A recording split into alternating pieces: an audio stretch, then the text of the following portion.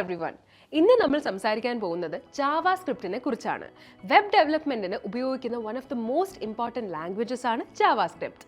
Web പേജുകൾ more ഇന്ററാക്റ്റീവും user ഫ്രണ്ട്ലിയും ആക്കാൻ ഇത് ഹെൽപ്പ് ചെയ്യുന്നു. ജാവാസ്ക്രിപ്റ്റിനെ ഒരു ക്ലയന്റ് സൈഡ് സ്ക്രിപ്റ്റിംഗ് ലാംഗ്വേജ് എന്ന് വിളിക്കാം. എന്ന് വെച്ചാൽ അത് റൺ ചെയ്യുന്നത് യൂസറിന്റെ ബ്രൗസറിലാണ്, സെർവറിൽ അല്ല.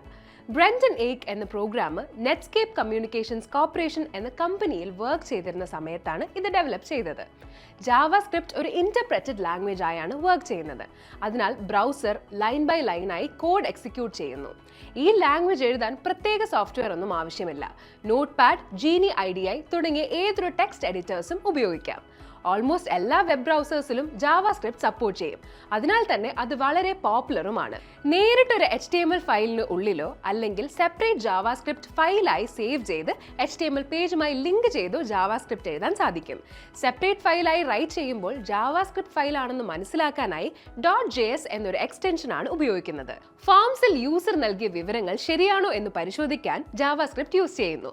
കൂടാതെ സിമ്പിൾ കാൽക്കുലേഷൻസ് ചെയ്യാനും വെബ് പേജസിൽ ആനിമേഷൻസും ഇന്ററാക്റ്റീവ് എഫക്ട്സും നൽകാനും ജാവാസ്ക്രിപ്റ്റ് ഉപയോഗിക്കുന്നുണ്ട്.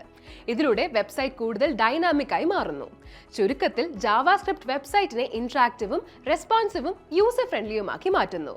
Its ease of use, browser support and ability to work with HTML make it an essential language in modern web development. That's it for today. ജാവാസ്ക്രിപ്റ്റിനെ പറ്റി കൂടുതൽ കാര്യങ്ങൾ പറഞ്ഞു തരാനായി ഞാൻ വീണ്ടും വരാം. അതുവരേക്കും goodbye and take care.